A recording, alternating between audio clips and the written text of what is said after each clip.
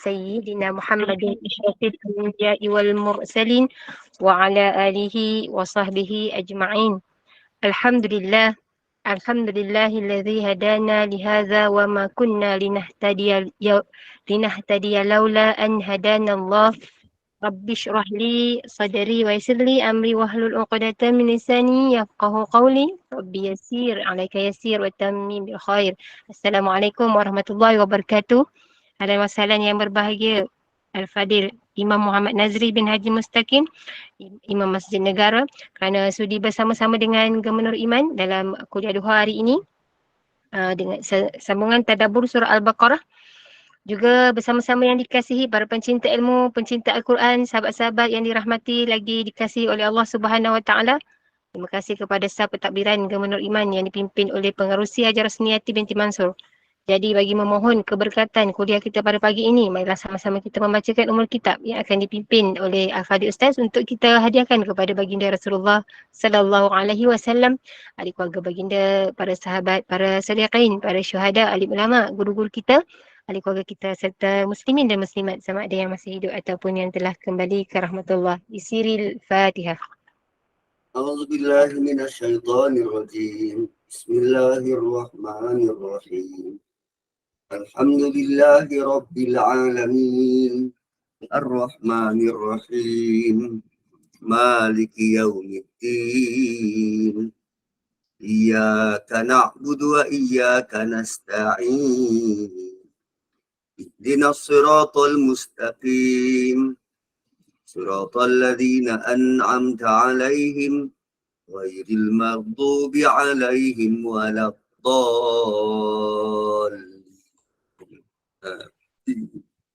Amin, amin, amin ya Rabbal Alamin. Moga dengan istiqamah kita duduk dalam halaqah ilmu ini, Allah kurniakan kefahaman, Allah tingkatkan iman, Allah bersihkan hati kita. Jom kita tadabbur bersama Ustaz. Tafadhal mashkura Ustaz. A'udzubillahi minasyaitonirrajim. Bismillahirrahmanirrahim.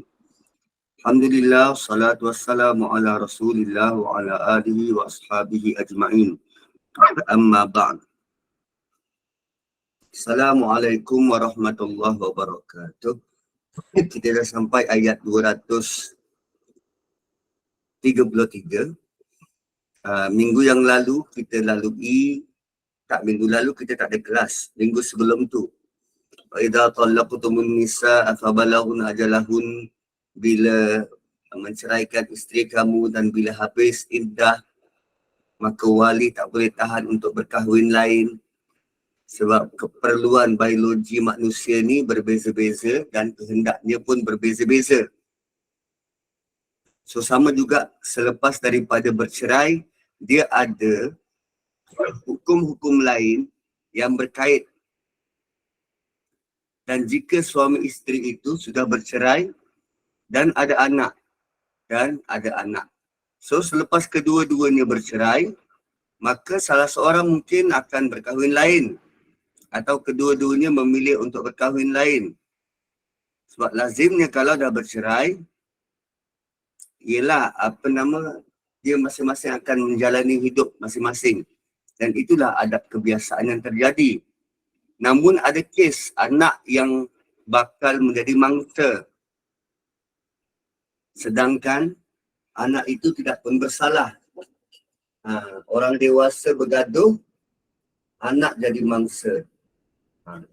Malah ada banyak keadaan orang dewasa bergaduh, anaklah dijadikan alasan untuk tetap bertahan. Saya selalu kena bully begini-begini, saya selalu kena dera begini-begini, selalu kena pukul begini-begini. Saya bertahan ni sebab anak je. Kan? Alasannya kerana anak. Sedangkan anak tu tak terlibat apa-apa pun. Sama ada bercerai atau tak, anak itu tetap begitu. Yang penting bagaimana kita nak menguruskan kehidupan kita dan kehidupan bila dah ada anak. Maka untuk menjaga kepentingan si anak, Allah kekal mengarahkan untuk menyusukan anak selama 2 tahun. Haulaini kamilain. Sempurnakan susuan 2 tahun. Sempurnakan susuan 2 tahun. Baru-baru ni, siapa yang mengikuti perkembangan media sosial, Madam Mu, kan apa nama produk Noah tu, Madam Mu diangkat ikon penyusuan. Diangkat sebagai ikon penyusuan. Sedangkan dia baru sahaja dapat menyusukan anak dia sekitar berapa hari waktu tu? 2 minggu. 2 minggu ke 2 bulan? 2 bulan 17 hari. 2 bulan 17 hari.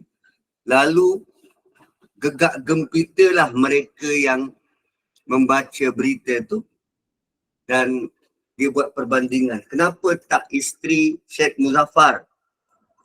Dia doktor, dia juga menyusukan. Kenapa tak orang tu? Dia juga menyusukan anak. Kenapa tak orang ni? Dia juga menyusukan anak. Sedangkan orang lain dah bertahun-tahun. Kenapa Madam Mu diangkat sebagai ikon penyusuan? So ternyata bahawa kita bukanlah orang marketing. Kita bukanlah orang marketing. Dan belum tentu apa yang kita nak ketengahkan itu dipersetujui atau menjadi menjadi penggerak kepada orang lain nak menyusukan anak.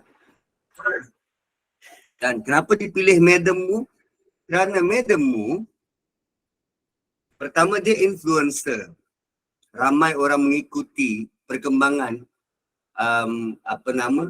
perjalanan hidup dia. Dia adalah isteri kedua selepas isteri pertama meninggal. Dan dia pula bertahun-tahun berusaha belum dapat anak. Lalu usaha terakhir ialah seperti mana yang dibuat oleh Datuk Seri Siti. Maka akhirnya dia mengandung. Dan sepanjang mengandung tu macam-macam yang berlaku dalam hidup dia. Kemudian bila dah dapat anak, bila bersalin, dia hanya merancang untuk menyusukan anak 2 minggu. Dia hanya merancang nak susukan anak 2 minggu. Tapi akhirnya dah jadi 2 bulan 17 hari.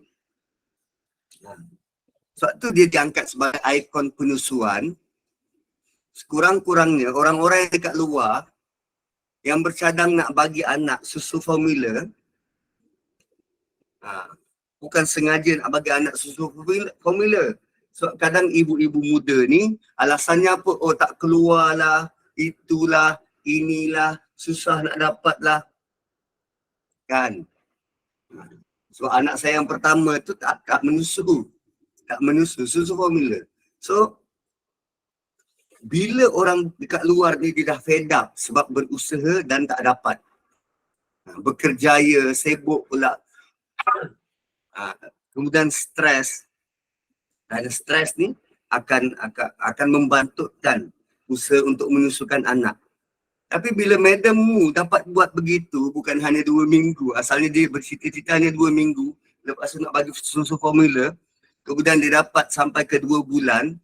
Maka itu menjadi sumber inspirasi. Kalau isteri Syed Muzaffar, dah dia memang doktor, dia tahu kepentingan susu ibu. So orang boleh kata, biasalah, dia doktor, dia tahulah macam mana. Ini Madam Mu. Sebab tu kita perlu berlapang dada kerana pihak industri dia dah cuba sedaya upaya untuk mendatangkan feedback untuk mendapatkan feedback dan hasilkan sesuatu yang boleh jadi ikutan kepada orang yang dah mula putus asa.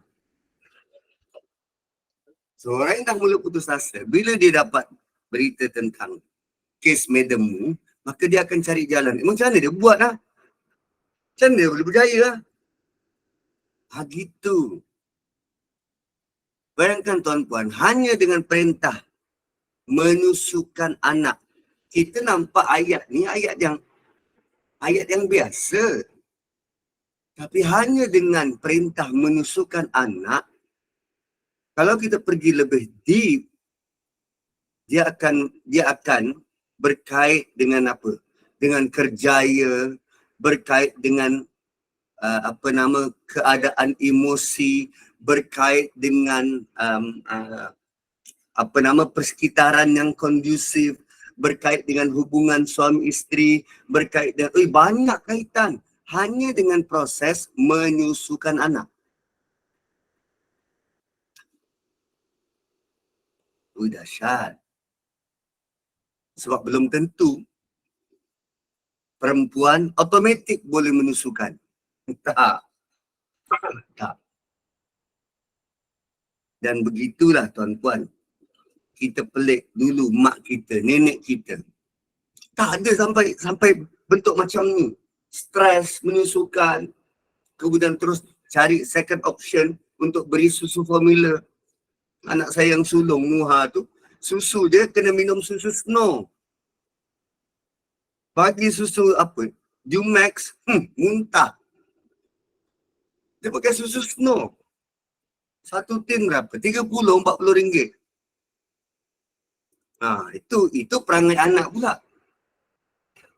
Yang jenis, tak boleh allergic susu ni, yang ni tak boleh, yang ni tak cukup, yang ni. Itu anak perempuan. Anak lelaki, beza anak lelaki dengan anak perempuan.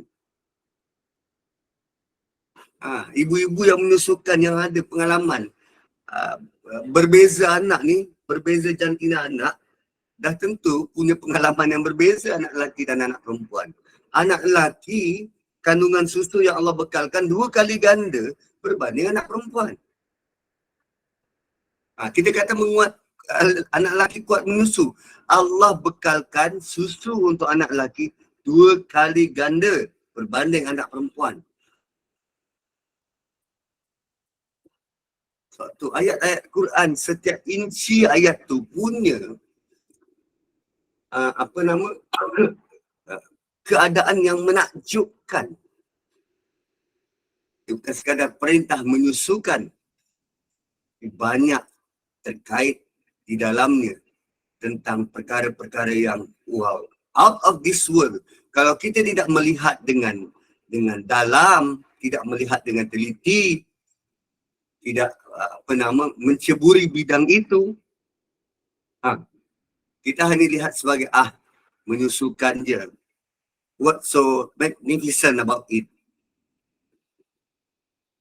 Hanya dengan proses penyusuan ni, cuba tengok kilang-kilang ataupun produk-produk yang menawarkan option kedua dengan puting palsunya, dengan jenis botolnya.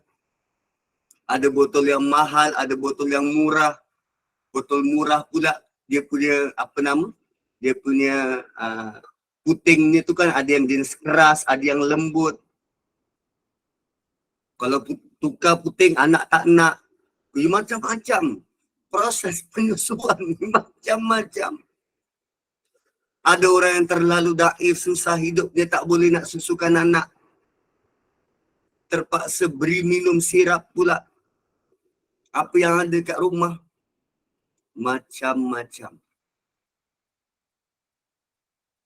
Satu bila kita renung bentuk-bentuk rahmat dan nikmat ini melalui proses penyusuan, maka akhirnya kita akan kembalikan semuanya. Kita akan berjumpa, penghujung pemerhatian kita tu kembali kepada Allah Subhanahu wa ta'ala. Inilah yang disebut sebagai wa min ayatihi. Daripada ayat-ayat, sign, tanda-tanda kekuasaan, kebesaran, keagungan Allah. Dia menciptakan manusia dengan keadaan yang begitu kompleks. Kalau kita fikir-fikir, Allah terangkan tentang bagaimana susu lembu itu terhasil. Dia terhasil melalui salur yang berada antara darah dan najis, tinja. Maka keluarlah susu. Tapi untuk manusia, Allah tidak ciptakan perlu melalui antara salur darah dan tinja. Tidak. Kedudukan susu untuk manusia lebih tinggi, lebih mulia dari itu. Kemudian kita ambil option, bagi susu lembu kepada anak. Yang jadi second class, secondary. Dan kalau kita fikirkan, tuan-tuan, cuba cari, cuba kaji, macam mana susu tu dihasilkan. Susu lembu misal kata, lembu makan apa? Lembu makan rumput. Tapi hasilkan susu. Adakah kalau kita, anak kita tak ada susu, kita suruh dia meragut rumput agar dapat khasiat yang sama seperti susu?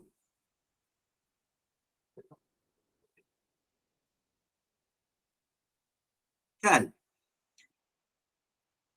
Dan lembu yang seumur hidupnya makan rumput, badannya begitu menghasilkan ada daging dan ada lemak. Cuba tengok harimau. Yang hidupnya, seluruh hidupnya makan daging. Tapi kurang lemak. Adakah dengan makan rumput, badan kita menghasilkan lemak? So kalau macam tu,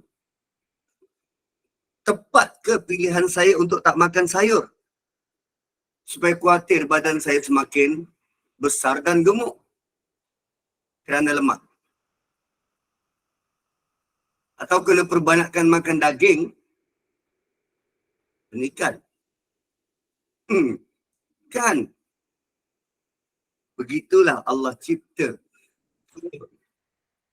Sesuatu yang kalau kita tak fikir dalam-dalam, kita akan rasa, ini biasa. Lembu makan rumput, hasilkan susu. Sesuatu yang kita gagal untuk cernakan, dari mana datang susu? Takkan datang dari rumput.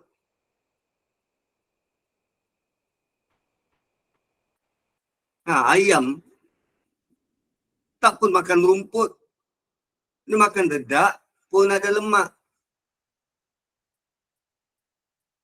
Dari mana datang benda itu?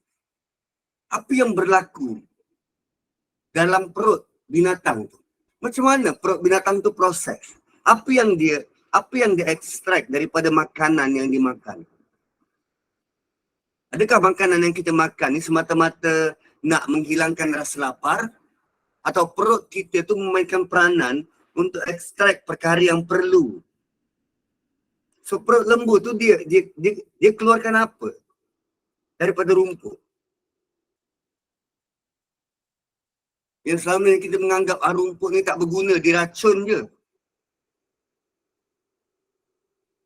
Rumput yang sama mendatangkan sesuatu yang kita sangat perlu minum. Susu kaya dengan apa? Susu kaya dengan apa? Kaya dengan kalsium. Kalsium. Untuk apa? Gigi, Kalsium untuk apa? gigi, tulang. Untuk tulang. So kalau nak shortcut, ragutlah rumput lepas ni. Kalau nak kuatkan tulang. Jom meragut.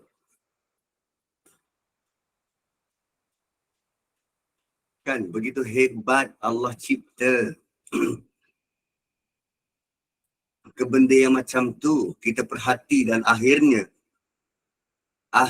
tuan-puan, kita akan tunduk, lemah, tak berupaya, tak terdaya memikirkan betapa bijaksananya Allah membuat penciptaan yang sangat detail, sangat kompleks, sangat rumit Tapi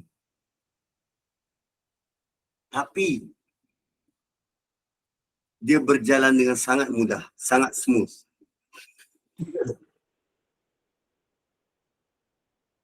Tuan-tuan, kita tahu tak bahawa lembu ada penyakit?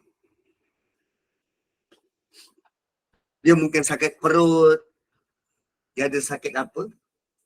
Kuku dan mulut. Kan dulu pernah dengar ke tentang sakit-sakit macam tu? Adakah sepanjang hidup lembu tu tak pernah sakit? Pernah. Tapi ada tak hospital lembu? Singa tu. Dekat Savannah, dekat Afrika. Pernah tak sakit? Pernah. Tapi ada ke hospital? Singa dan harimau.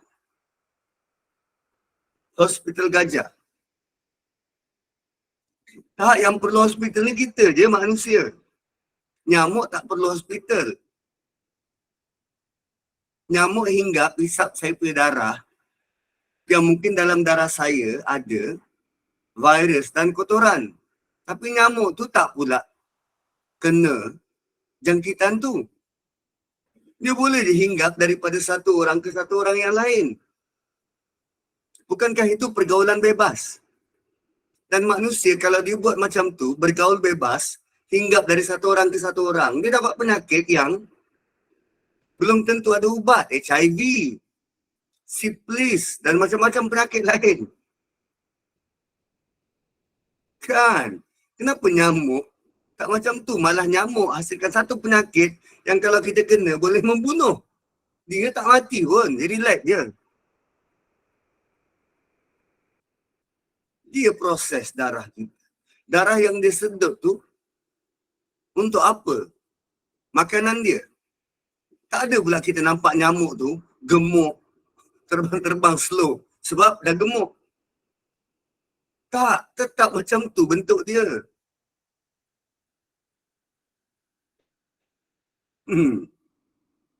Dan ada satu tempat dalam dekat mana? Dekat Arktik. Dekat Iceland. Tempat sejuk. Masalah utama penduduk kat situ ialah nyamuk dia besar-besar. Nyamuk dia besar. So, diorang terpaksa setiap rumah bukan letak grill, tapi letak apa nama? Jaring. Nyamuk dia sekali menggigit, hilang setengah pain. Besar-besar nyamuk dia.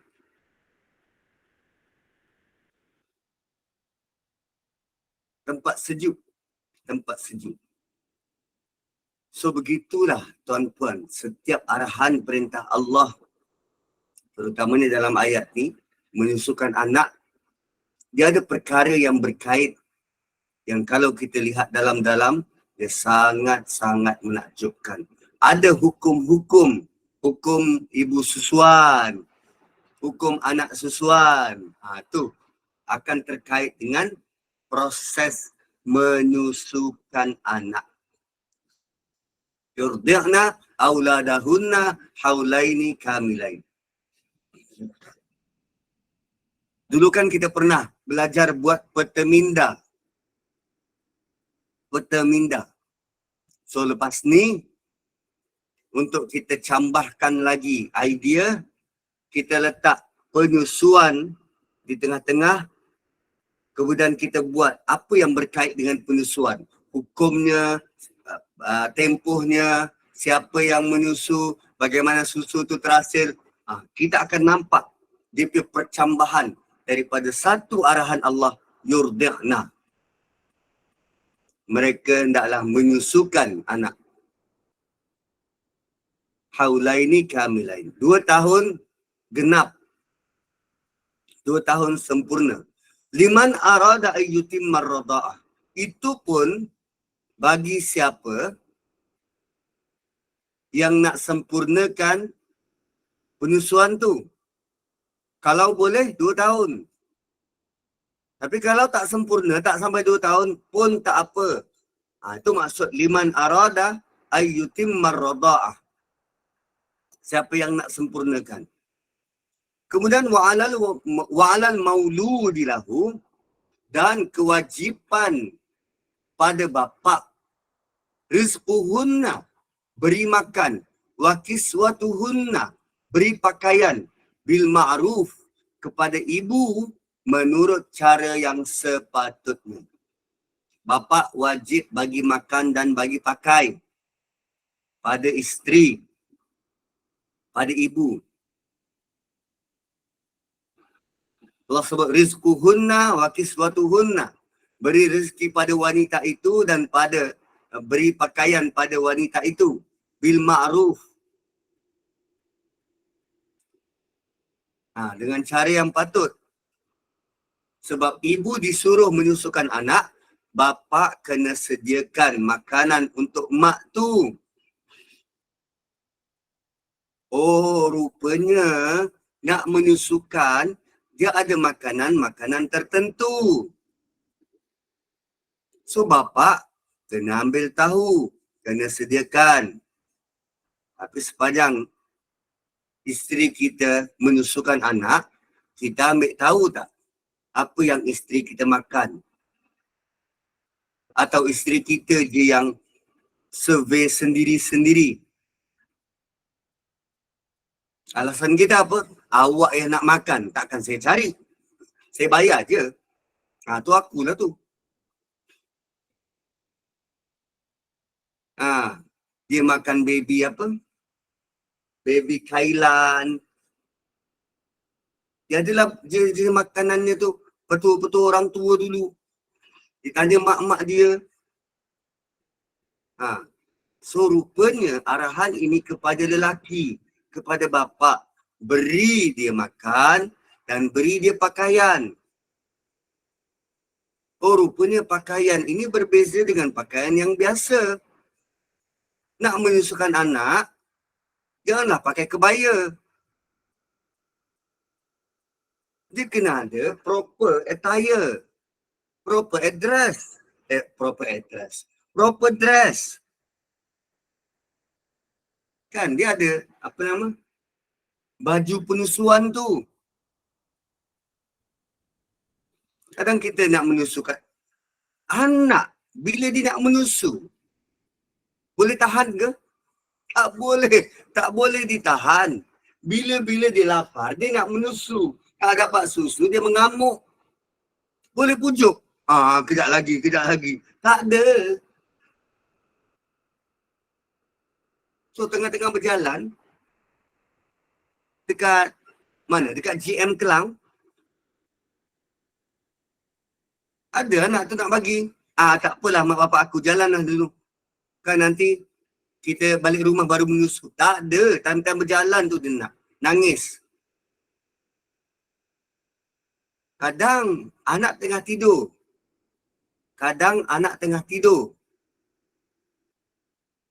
Isteri kata, bang, saya dah tak boleh tahan ni bang. Saya dah sakit dah ni. Dah bengkak. Kena kejut anak. Time dia menyusu. Allah dah letak body clock. So suami kena prepare bentuk pakaian yang boleh dia jalankan tanggungjawab dia dalam masa yang sama. Aurat dia, maruah dia, aib dia terpelihara. Dulu mana ada macam ni. Sebab dulu banyak suri rumah tak berjalan ke sana kemari. Tapi sekarang ni keperluannya ibu-ibu dah bekerja, bekerjaya. Kerjanya berjalan je. Bawa anak. Kadang tak bawa anak, dia pam. Itulah kiswah tu. Allah tidak kata labisa, pakaian, tak. Kiswah, sesuatu yang boleh menutup. Sesuatu yang boleh mengelakkan daripada maruah aurat dia terbuka. Satu pasaraya yang baru, keperluan untuk bilik penyusuan diambil kira, dibina, dibuat. Dan dalam bilik susuan tu, dia kena ada kerusi-kerusi yang selesa untuk ibu-ibu ni. Ada mesin kowe ataupun kuku. Mudah buat susu. Tapi sebab anak kita semua dah besar-besar, masa kita dah berlalu, kita tidak ambil peduli. Satu, kalau kita jadi bos, perlu prihatin terhadap staff yang tengah struggle, ibu-ibu muda pekerja kita yang tengah struggle untuk menyusukan anak. So, bila kita baca Quran, dia bukan berkait rapat dengan, aku tak menyusukan, aku tak nak ambil tahu. Tak. Anda kena ambil tahu. Kerana di situlah akan timbul rasa simpati dan empati. Oh, ini arahan Tuhan kepada dia. Dan juga ujian buat aku. Kan? Ada pun saya tak nak ambil tahu. Itu masalah engkau, bukan masalah aku. Wa'alal mauludi lahu rizquhunna wa kiswatuhunna bil ma'ruf. Kemudian Allah kata apa? La tukallifu nafsan illa wus'aha. Benda ni tak berat. Tidaklah diberatkan seseorang itu, melainkan dia mampu untuk buat. Berapa banyak bayaran yang bapa perlu sediakan, itu Allah tak tentukan, ikut kemampuan. Ibu pula, jangan demand. Setiap liter saya punya susu, abang kena bayar 500. 1 liter 500. Tak ada negotiate. Kalau abang nak negotiate, abang keluarkan susu sendiri. Bingung lelaki. Aku nak keluarkan susu sendiri. Sebab tu tak mungkin lelaki boleh kahwini lelaki. Sebab lelaki yang satu lagi tak mungkin boleh hasilkan susu. Mengandung apatah lagi. Tu gila manusia ni.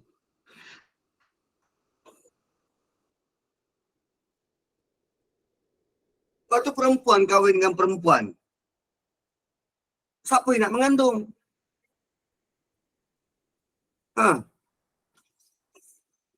Tu Allah kata, la tukallafu nafsun illa us'aha. Tidak diberati, tidak ditentukan, melainkan ikut kemampuan. Jangan minta bayaran banyak sangat. So, alasan dia dah susukan anak tu. Sedangkan tu anak dia juga. Ewah dia berdiman. Tapi ada apa? Kawan-kawan saya, setiap kali dia dapat anak, dia akan hadiahkan isteri dia rantai. Satu orang anak, satu rantai. Kalau 11 orang anak, rantai dia dah sampai ke ketiak. Dah, setiap satu. Kan, rantai sampai ketiak lah. Setiap seorang anak. Dia kata ini sedikit imbuhan kerana melahirkan anak. Dan dia kata imbuhan ni tak padan pun dengan usaha si isteri melahirkan tu. Ni saya 3 orang anak, mujur 3 orang anak. Nanti nak bagi 1 kalilah rantai kapal. Kan?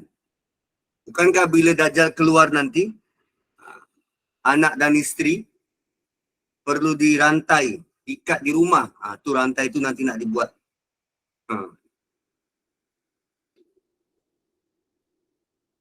Perempuan tukar jantina jadi lelaki boleh sebab secara biologi dia mereka ada rahim. Mereka ada rahim. Begitulah Allah ciptakan. 2 jantina ini punya peranan dan fungsi berbeza. Dan manusia yang jahil, yang dikawal emosi, nak merubah.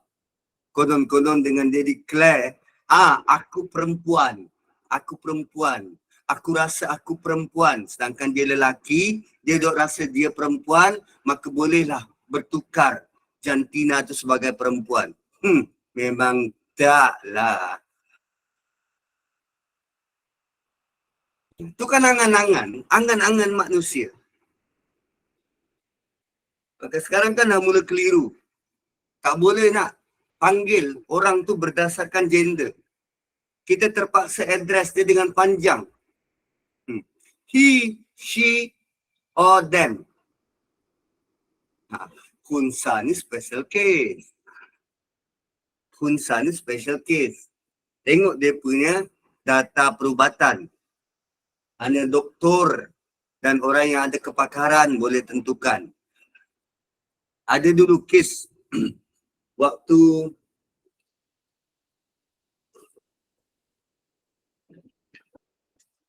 di awal 70-an, 80-an. Ada kes seorang khunsa yang dia ada 2 alat dan dua-dua berfungsi. 2 alat yang dua-dua berfungsi. So dia ada kalanya dia rasa dia hormon lelaki dia tu kuat, testosteron dia kuat. Lalu dia jadi lelaki, berpakaian seperti lelaki, berkahwin dan ada anak. Kemudian sampai satu masa dia bercerai, dah ada anak ni, bercerai. Kemudian lama dia menghilang, timbul sebagai seorang perempuan, berkahwin dan ada anak. Atau khunsa. So dia pun kadang dia tak tahu hormon dia yang kuat. Melainkan kalau diperiksa oleh pakar, doktor yang mengesahkan. Dia boleh dua-dua. Ada yang boleh berfungsi dua-dua, tapi itu rare lah, rare. Jarang-jarang berlaku. Itulah sempurnanya ciptaan Allah. Apa maksud sempurna? Sempurna bukan menurut kita punya pertimbangan. Tapi sempurna menurut pertimbangan Allah. Kalaupun dia khunsa, Allah tidak jadikan 2 perasaan tu datang serentak. Allah akan timbulkan hormon lelaki, testosteron. Maka dia akan bertindak seperti lelaki dan dia ada kewajipan seperti lelaki. Sempurna tak? Sempurna. Dia boleh buat kewajipan seperti lelaki dengan sempurna.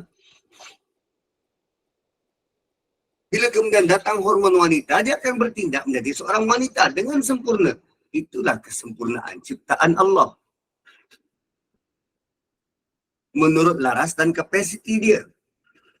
La tukallafu nafsun illa wus'aha. Allah tidak memberati, tidak mendatangkan beban kepada individu kecuali apa yang dia mampu. Kalau dia dilahirkan cacat, itulah kesempurnaan bagi dia. Maka dengan kecacatannya itu bagaimana dia boleh patuh, tunduk sebagai hamba?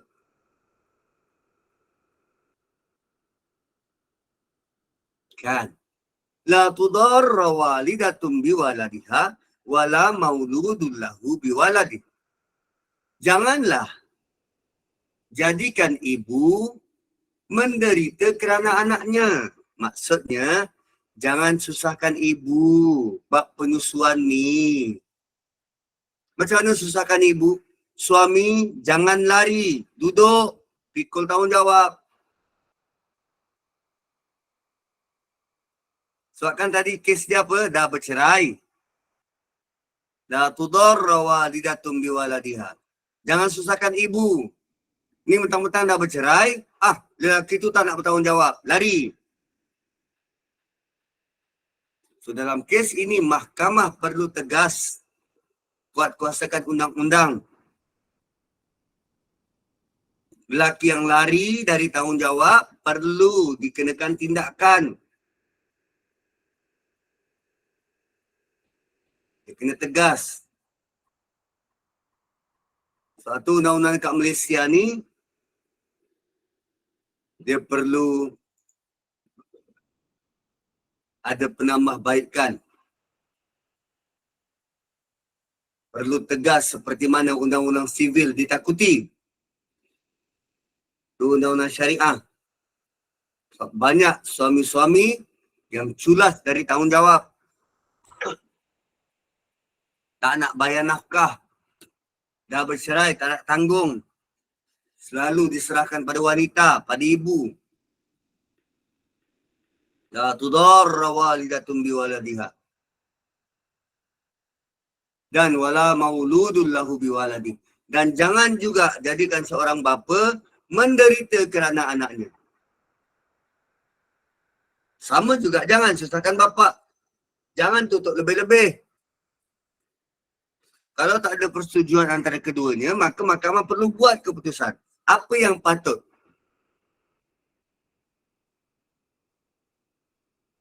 Benda ni kita banyak kali sebut tentang mahkamah perlu terlibat, mahkamah perlu terlibat.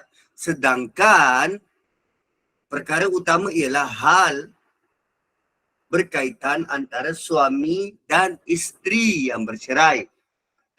Kerana kalau suami isteri itu faham agama, sama-sama belajar, sama-sama faham agama, sama-sama guna akal, sama-sama ada empati dan simpati, sama-sama kenal Tuhan dan bertakwa, tak perlu bawa ke mahkamah pun.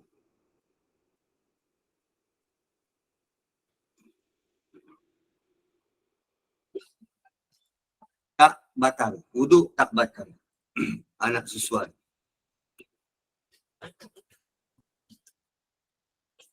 Anak susuan, dia macam anak sendiri.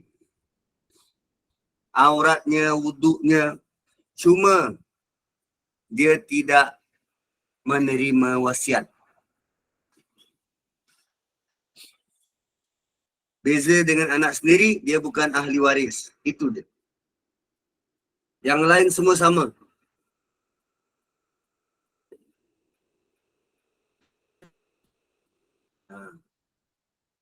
Satu keluarga isteri saya, kakak dia ada 2 orang kakak sulung dan nombor 2.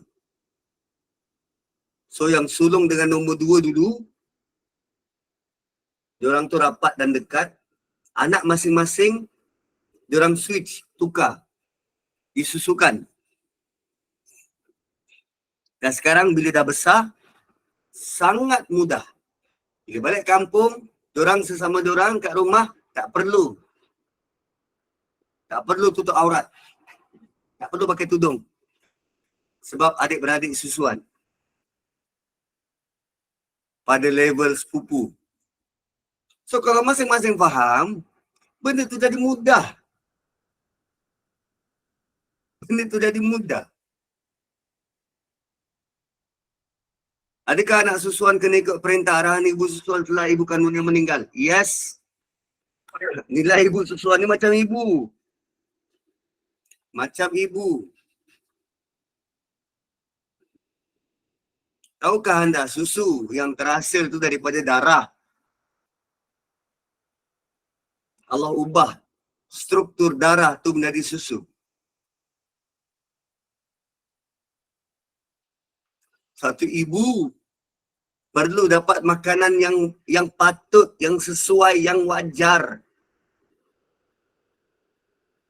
Kerana dia sedang mengeluarkan zat badan dia untuk beri makan pada anak.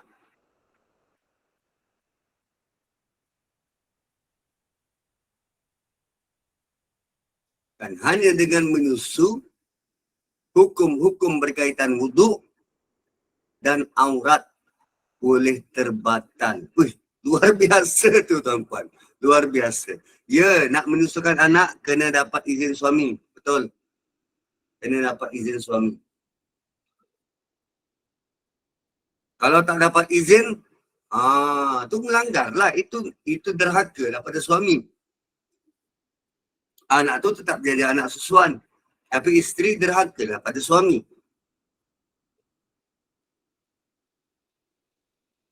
Kemudian wa'alal warithi mithlu dhalik. Dan waris juga tanggung kewajipan tersebut. So waris jangan disusahkan sebab waris terlibat dalam hal ini. Contoh kalau bapa tu dah mati, maka waris suami kena tanggung. Atuk kena tanggung. Jangan buat tak tahu je. Abang dah mati, keluarga abang lah kena tanggung. Ini buat tak tahu. Tu ahli putih tu gila. Tak belajar agama, ikut kepala tahu. Kau jawab ke akhirat nanti. Dah lah berhutang.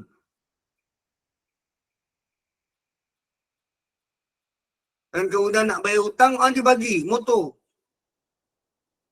Orang tu nak cash. Dia bagi motor RXZ. Kemudian kau bayar, kau jual lah ni, nanti dapat. Gunalah untuk bayar hutang.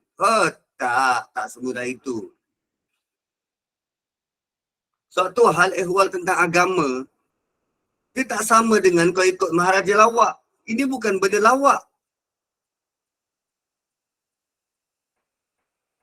Ini tentang akhiratmu. Waris. Kena ambil tahu. Bukan lepas tangan. Tapi sekarang ramai yang lepas tangan. Tuan-puan, daripada ayat tadi, awal tadi, sampailah wa'alal warithi mithlu dhalik. Apa benda yang paling penting sebenarnya yang Allah sedang highlight? Allah sedang highlight tentang anak. Mak kena buat macam ni, bapak kena buat macam ni, ahli waris kena buat macam ni. Semuanya untuk kepentingan si anak.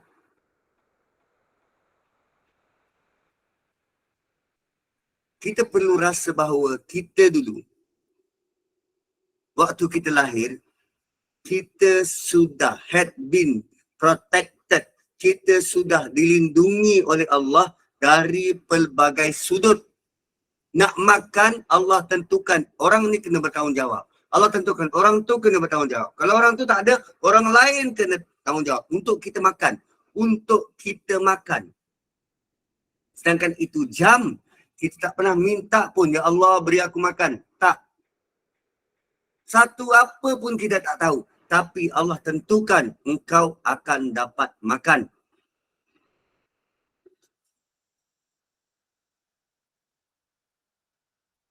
Kemudian bila dah besar, kita rasa aku tak berguna. Diri aku tak berharga. Tak ada orang nak hargai aku. Kalau boleh memaki, aku maki. Sedangkan Allah sudah tentukan. Allah dah layan kita. Allah dah protect kita. Sejak kita lahir. Tapi kita rasa tak protection? Kita syukur tak apa yang kita dah lalui? Bila Allah kata, inna a'tayna kal kautsar, sungguh kami telah beri kepadamu nikmat yang sangat besar, sangat banyak. Kita rasa tak nikmat tu? Kita tak rasa, melainkan kalau kita baca ayat-ayat Quran, mengenang kembali, throwback tentang hak dan keperluan. Dan kali ini Allah beritahu tentang hak dan keperluan seorang bayi yang perlu dijaga oleh orang lain. Dahsyat. Dahsyat. Fa'in arada fisala. Kalau keduanya nak hentikan penyusuan. Tengok Allah kata apa? Arada. Ni mana? Arada, dal ada alif. Itu maksudnya dua orang. Dia tak boleh ibu saja buat keputusan, aku tak nak menyusukan lah. Tanpa izin suami. Atau suami aja buat keputusan, dah lah tak payah susukan lah. Tanpa kehendak isteri. Tak. Dia kena dua-dua. Suami dan isteri setuju. Berhentikan.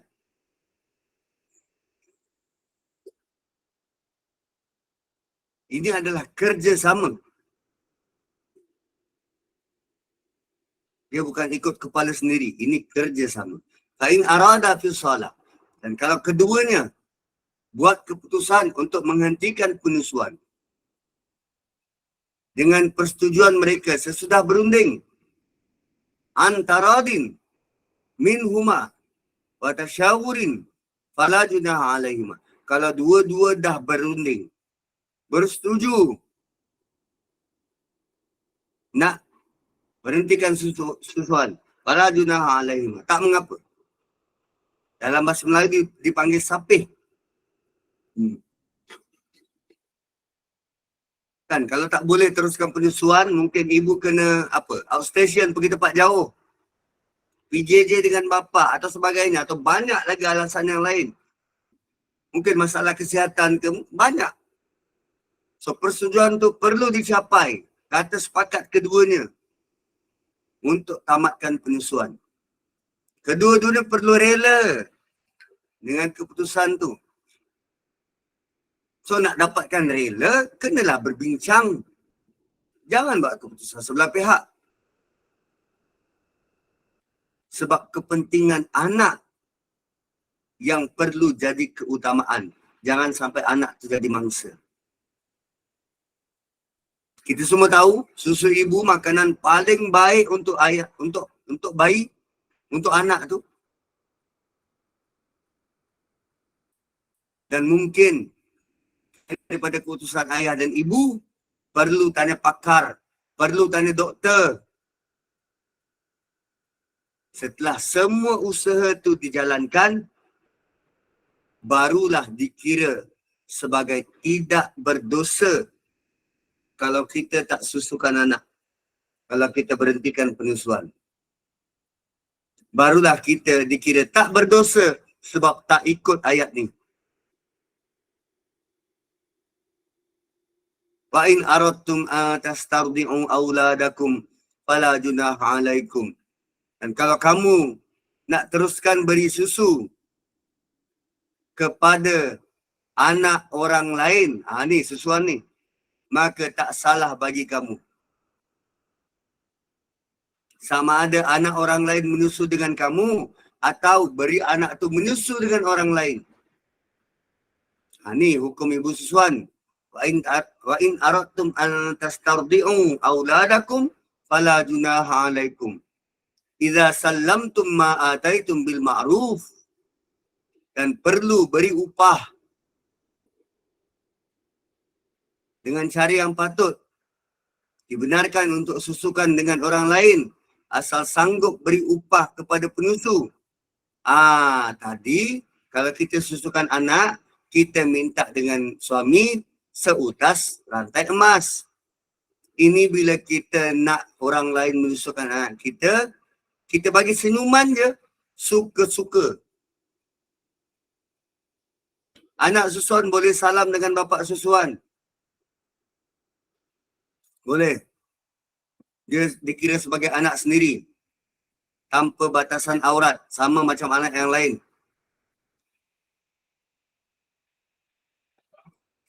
Beri susuan ni bukan percuma. Kenalah beri upah. Wattaqullaha wa'lamu annallaha bima ta'maluna basir. Bertakwalah kepada Allah. Sungguh Allah lihat apa yang kamu buat. Bayangkan proses penyusuan, sama ada susu sendiri atau kita sapkan orang lain, Allah tutup dengan takwa pada Allah. Kerana dia berkait dengan hukum hakam di dalam ni. Allah tekankan pentingnya takwa. Sebab segala perkara yang disebut ni mudah dilakukan dan dicapai kalau ada takwa. Ya, perceraian mungkin tak dapat elak. Namun kesan selepas tu, after effect, buatlah dengan cara yang baik. Allah sentiasa melihat apa pun yang kita buat, apapun keputusan yang kita buat, dan Allah tahu niat kita. maka bertakwalah pada Allah. Bertakwalah pada Allah. So, 9.25, terima kasih kerana bersama saya. InsyaAllah kita jumpa lagi esok, kembali kepada moderator. Alhamdulillah, Alhamdulillah. Ustaz nak buka soalan ke? Boleh? Baik, silakan jemaah. Ada nak tanya ke, silakan. Assalamualaikum Ustaz. Kalau anak angkat tu macam mana Ustaz? Nak bagi susu berapa kali kenyang macam tu anak angkat? Anak angkat, kalau nak jadikan anak susuan, kita ambil dalam tempoh dia menyusu. Imam Syafi'i kata 5 kali kenyang. Ada yang kata 3 kali kenyang. 5 kali kenyang ni, sekali kita susukan sampai dia kenyang, dia tidur. Buat macam tu 5 kali. Yang tu dikira sebagai anak susuan. Kalau anak angkat saja, usia 20 tahun, kita susukan 5 kali dia kenyang, tak kira. Dia kena dalam tempoh 2 tahun tu. Dalam tempoh 2 tahun pertama. Ada ke 20 tahun disusukan? Mana tahu anak angkat. Kalau nak jadikan anak susuan, tu tak. Maaf, suara serak sikit tapi nak tanya dengan Ustaz. Anak Boleh, susuan boleh boleh. jadi wali tak? Macam mana? Anak susuan boleh jadi wali tak? Anak susuan boleh jadi wali ke tidak? Tu saya kena cek balik. Tapi setakat ni dia terkecuali waris. Dia terkecuali waris. Kalau anak susuan tu tak ada wali yang lain, bapak dia dah meninggal ke, dia anak yatim ke, jadi anak susuan kita, ya mungkin boleh. Sebab Tapi tadi hari ni setakat baru ni saya tahu. saya tak pernah disebut tentang hukum wali ni, perwalian berkaitan dengan anak susuan. Nanti saya cek balik. Ya, sebab pagi tadi ada kuliah, saya ikuti kuliah tu. Rupanya baru hari ni saya tahu. Ingatkan semua adik-adik belah bapak tu boleh jadi wali. Rupanya sebab ibu saja boleh jadi wali Ustaz. Ya betul. Sebab baru dan tahu. seibu saja. Terima kasih Ustaz. Sama-sama. Ustaz, kalau macam dia nak ambil anak angkat tu kan Ustaz, Okay. lepas tu dia tak bagi, dia patut dia bagi kenyang susu tu kan, tapi bila dia dah besar saya tanya adakah anak angkat tu dia bagi, saya dah belajar lah kan, lepas tu saya tanya bagi kenyang, dia kata dia lupa. Habis saya kata kalau lupa kamu tak boleh buat macam, saya tengok dia macam buat macam anak sendiri, cium lah apa semua tau Ustaz, saya tengok. Jadi saya kata kalau kamu tak pasti, kira bukan mahram ni, saya kata berdosa, saya kata. Lepas tu dia cakap dengan saya, mana boleh dia dah besar 25 tahun kat anak sendiri nak buat macam tu pula. Saya kata ni hukum Allah, saya kata kamu kena pasti, saya kata aurat ni. Sana tu Ustaz. Betul, dia berkaitan hukum. So dalam hal yang macam ni, kalau dia ragu-ragu, seeloknya kita anggap dia bukan anak susuan. Dan itu lebih selamat. Tapi ialah hubungan ni kan, hubungan berkait hati, perasaan, emosi. Dia nak tukar tu lamalah. Tapi apapun, kita jangan terus desak dia. Kita bagi dia masa. Beri dia reasoning. Agar yang lahir tu ataupun dia buat dengan senang hati. Bukan kerana paksaan, bukan kerana terpaksa. Kita mulakan dengan ajak dia kenal Allah. Sebab orang yang kenal Allah, hatinya akan lembut dan selalu bersedia untuk taat perintah Allah. Kalau dia tak kenal Allah, mana mungkin hati dia boleh nak patuh dan tunduk pada perintah Allah. Kan? Macam kita rakyat Malaysia, kita pergi ke Thailand. Jarang sekali kita nak mengikut adat resam dan budaya penduduk setempat dekat Thailand. Sebab kita kata, aku rakyat Malaysia kot. Aku akan ikut undang-undang Malaysia. Kan? Macam itulah. So kalau kita mengaku yang kita ni hamba Allah dan kenal Allah, maka kita akan automatik akan patuh ikut perintah dan arahan dari Allah. Tapi kalau Tuhan pun kita tak kenal, kita hanya kenal nama dia, tanpa melihat kekuasaan, tanpa merasai kehebatan, melihat sendiri kebijaksanaan, mengalami sendiri, merasai sendiri betapa rahmat dan kasih sayangnya tu.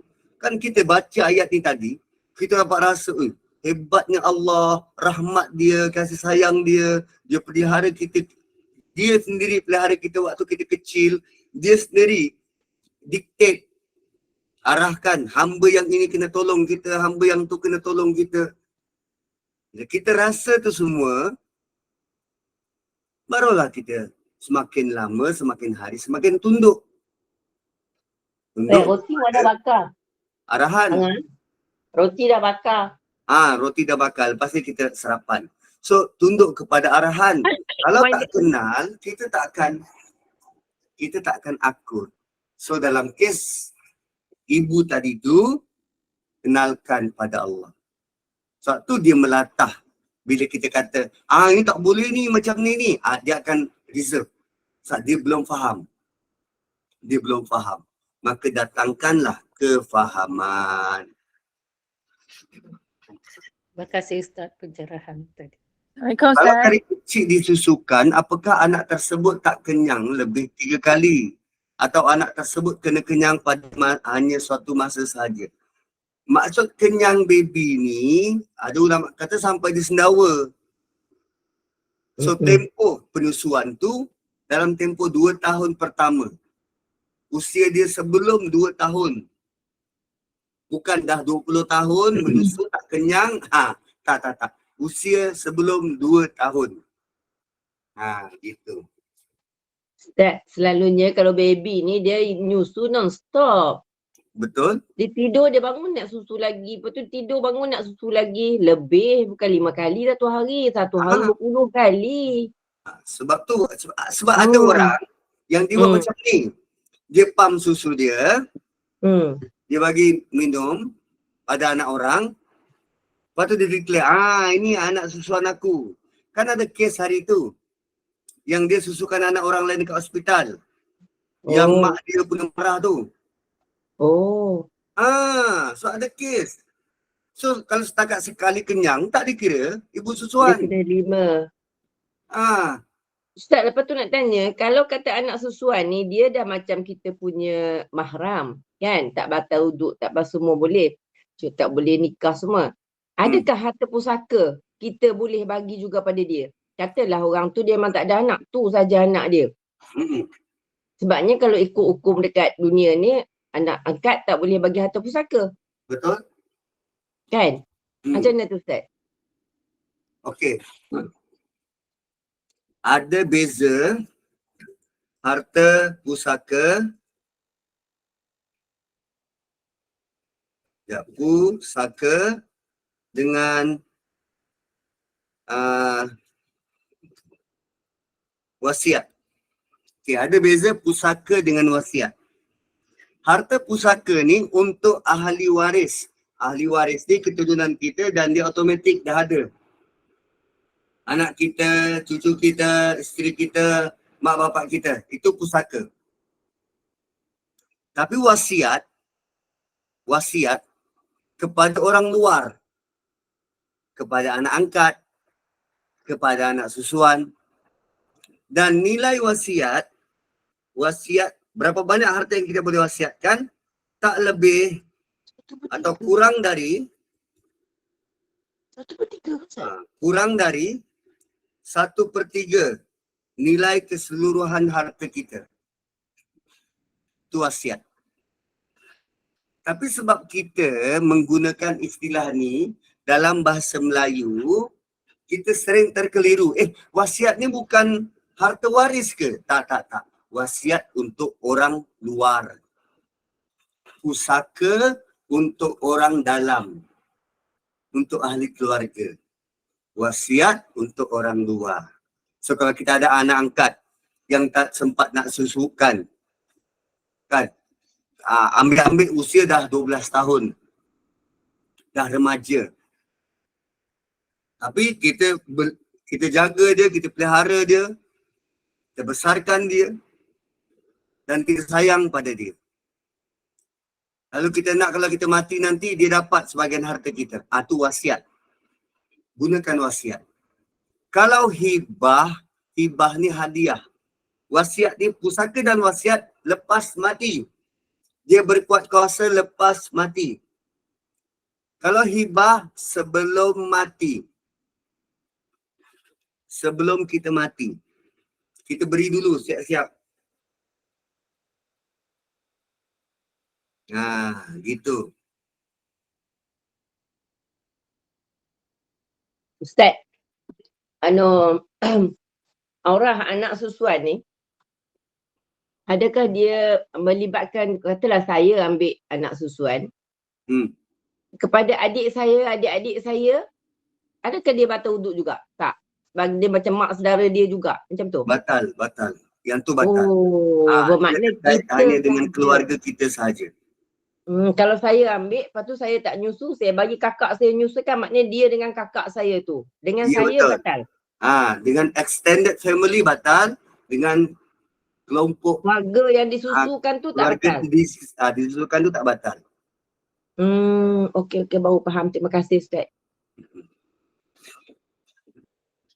Assalamualaikum Ustaz. Waalaikumsalam. Ustaz, saya nak tanyalah, kalau macam ada banyak pendapat kan tentang sesuatu hukum, contohnya anak saya ni dia pergi belajar ke luar negara, lepas tu dia berjalan-jalan ke negara Islam lain lah, contohnya dia pergi Morocco. Tetapi dilihat kat situ pemahaman tentang satu hukum ataupun saya tak tahu adat ke tak sama, walaupun ada antaranya mazhab yang sama. Ataupun dia ada dengar di YouTube, di social media tentang hukum-hukum, contohnya makan McDonald di tempat-tempat yang tak ditulis halal di luar negara. Jadi bila dia balik, dia cakap dengan saya ni boleh mengikut mufti tersebut, macam tu, mengikut undang-undang ke macam tu. Jadi macam mana Ustaz, saya nak explain kepada anak saya differences lah, apa basic yang kita belajar di sini dalam negara kita dengan apa yang dia discover dekat luar negara tu Ustaz. Macam mana saya nak beritahu dia? Beritahu dia macam ni.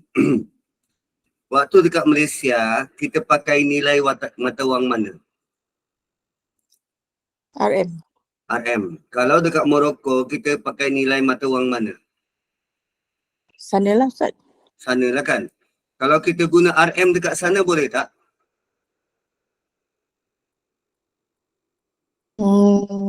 Tak boleh. Diorang terima tak? Tak terima kan? Sama juga kalau guna mata wang sana, gunakan di Malaysia. Orang Malaysia terima tak? Tak. So kalau sesimpel mata wang itu pun tak diterima, macam mana tentang hukum hakam, dia boleh sapu rata? So hukum hakam dekat Malaysia dengan bi'ah Malaysia, cara hidup Malaysia berbeza dengan cara hidup Morocco. Kita baru sebulan, setahun, 2 tahun. Tidak pun membesar dengan persekitaran itu. Tiba-tiba kita nak bawa mata wang sana untuk diguna pakai dekat Malaysia. Tanpa usul periksa. Itu salah. Itu salah. Walau macam mana pun kita ikhtiar, cuba perjuangkan. Salah. Tidak diterima. Sebab setiap negara, dia ada hukum rasmi yang terpakai. Walaupun dua-duanya mazhab Syafi'i. Tapi orang sana budaya hidupnya berbeza. Cara dia, dekat Morocco pula kalau setakat kahwin satu, orang dekat Morocco kalau kahwin satu itu dia kata lemah. At least dekat sana kahwin 2 atau kahwin 3. Nak bawa budaya itu kemari. Saya pernah ada kawan dengan penama producer filem. Kau jangan tak tahu aku kawan dengan producer filem. So, dia pernah tawarkan, Ustaz nak isteri kedua. Isteri kedua, dari mana? Morocco, Ustaz, Morocco. Morocco, tak naklah aku. Tak apa Ustaz, nanti aku bawakan katalog. Ustaz pilih. Nak yang mana? Nak yang pedalaman? Nak yang dekat bandar? Nak yang macam mana? Nak yang cantik? Nak yang kurus? Nak yang gemuk? Ada katalog tu. Ada katalog kau. Kita nak kahwin dekat Malaysia ni, tunggu dekat tepi-tepi bus stop. Macam beli kat Shopee. Dia siap ada katalog. Budaya tu nak dibawa kemari. Mau kena bakar kita mati berdiri. So janganlah begitu. Jangan kerana kita berkesempatan untuk pergi negara itu dan negara ini dan kita rasa budaya ini patut dibawa kemari. No, dia bukan semudah itu. Sama juga dulu pelajar-pelajar ke Timur Tengah yang belajar dekat Madinah, belajar dekat Mesir, belajar dekat Jordan. So bila belajar, ustaz-ustaz kat sana, profesor-profesor kat sana, dia terangkan tentang hadis Nabi, tentang hukum yang bila dia balik Malaysia, dia rasa bertentangan, hukum sana lain, orang kat sini buat lain. Tu yang datang, fahaman-fahaman baru, kita kena nak sunnah je. Yang lain tertolak sebab pengaruh dari sana lah tu. Dia masih bawa nilai dirham dan dinar di sana untuk diguna dekat sini. Sedangkan orang sini guna RM. Orang sini guna RM. Itu yang berlaku pertembungan. Orang yang guna RM, dia tak suka diubah-ubah ni. Dia nak sentiasa guna RM. Tapi orang sana, pelajar kita yang pergi ke sana, balik sini masih nak guna dinar dan dirham. So maka adalah kita balas. Saling gelar-menggelar. Sebab itu menyeronokkan dia, Ustaz. Dia seronok je. Betul. Sebab menyeronokkan dia. Mulalah gelar tu Wahabi lah, ini Wasabi lah. Begitu. So, kerana kita gagal untuk memahami fiqhul waqi', fikah setempat. Maka berlakulah bentuk, kalau kita boleh sebut sebagai kerosakan pertembungan idea ni. So contoh yang anak puan bawa tu, contoh yang puan bawa tentang anak puan tu, itu yang berlaku sekarang, berlaku dekat masyarakat. Kita hantar anak kita belajar ke sana, kita nak dia faham agama. Tapi bila dia dah faham agama, bila balik kemari, dia mula ubah. Dan kita tak selesa untuk berubah dan diubah. Tu pertembungan tu. Wahabi-wahabi tu. Wallahu a'lam. Terima kasih Ustaz. Nanti saya cakap. Macam mana nak tangani tu Ustaz? Entah, aku pun tak tahu. Tapi ada. Allah sebut dalam surah Sajdah. Allah sebut dalam surah Sajdah dekat ayat-ayat dekat penghujung. Ayat 25, 26, 24, 25, 26 macam tu lah. Allah sebut nanti di akhirat kamu akan tahu perkara sebenar tentang apa yang kamu gaduhkan, yang kamu perselisihkan. Benda ni dia takkan settle. Pertembungan ni akan berlaku sampai bila-bila. Pasti akan ada pihak yang dia rasa dia betul, yang satu lagi pun dia rasa dia betul. Pertembungan antara betul dan betul. Nak selamat ialah mana-mana pun kita berada, kalau kita sokong pihak yang ini, kita kena berlapang dada. Pihak tu tak nak ikut. Atau kalau kita sokong pihak lagi satu, kita kena berlapang dada. Pihak yang lagi satu tak nak ikut. Sebab akhirnya yang kena tanya siapa? Kita. Kita takkan ditanya, kenapa pihak yang sana buat macam ni? Tak. Kita akan ditanya, kenapa engkau buat macam tu? Wallahu a'lam. Ustaz, macam dekat Morocco tu mungkin perbezaan mazhab tak Ustaz? Boleh jadi? Boleh jadi. Kan, tak sama dengan kita kot. Tu kadang-kadang nak hantar anak-anak pun kena fikir 2 kali. Mazhab negara tu apa, kan? Boleh hantar anak, tapi beri dia nasihat yang betul. Pesan yang betul. Pesan tentang akidah, pesan tentang persiapan, keperluan sebelum hantar anak tu. Sebab selalunya yang kita persiapkan apa? Bekal dia, baju dia, dia punya belanja. Siapkan juga cara berfikir. Nak siapkan cara berfikir macam mana? Baca Quran. Tadabbur Quran. Baca sunnah Nabi. Tadabbur sunnah Nabi. Barulah betul cara dia melihat, cara dia berfikir. Begitu.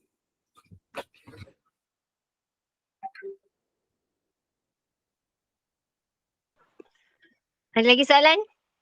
Sebelum kita tutup. Roti tak dangus. Dah lapar. Dangus roti tak. Tadi bonda lah tu. Tak belum makan roti. Dah Tadi lapar. bonda dah cakap pasal bakar roti. Ustaz nak roti apa? Saya dah Saya sempat makan pisang je. Roti prata.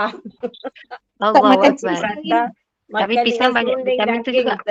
Roti prata, roti prata terlalu murah. Saya sarapan roti John. Kau ada? Weh, mahal je. Ustaz, sodap Kau ada. Dah makan roti John, kita kena beritahu ni macam ni. Merah, dah makan roti John. Okay Ustaz, thank you. Goodbye. Okey, ada soalan lagi? Kalau tak ada, saya tutup. Saya pun lapar kot ni. Subhanallah. Kita tutuplah Ustaz. Kita sambung hari esok. Esok dan lusa lagi insyaAllah. InsyaAllah.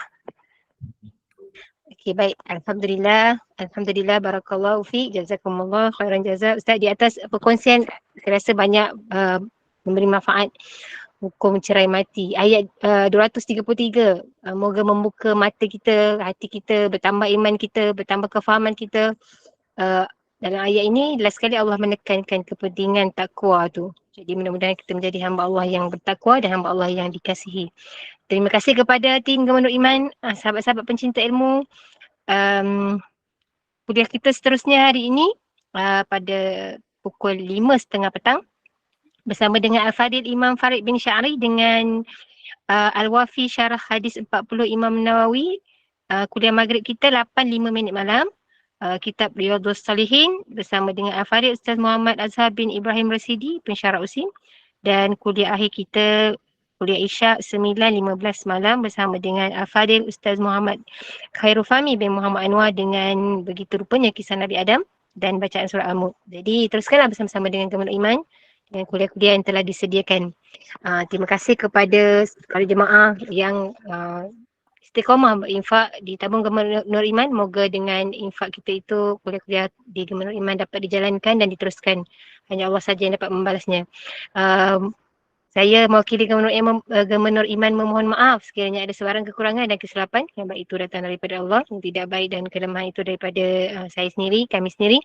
Kita tangguh kuliah kita sebagai menutup majlis. Mohon sekali lagi Al-Fadil Ustaz untuk membacakan tasbih kafarah dan surat As. Saya sudahi dengan wabillahi taufiq wa hidayah. Wassalamualaikum warahmatullahi wabarakatuh. Subhanakallahumma bihamdik.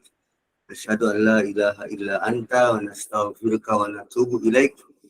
Wal asri innal insana lafi khusr illa alladhina amanu wa amilus solihat wa tawasaw bil haqqi wa tawasaw bis sabr. Assalamualaikum warahmatullahi wabarakatuh. Waalaikumsalam.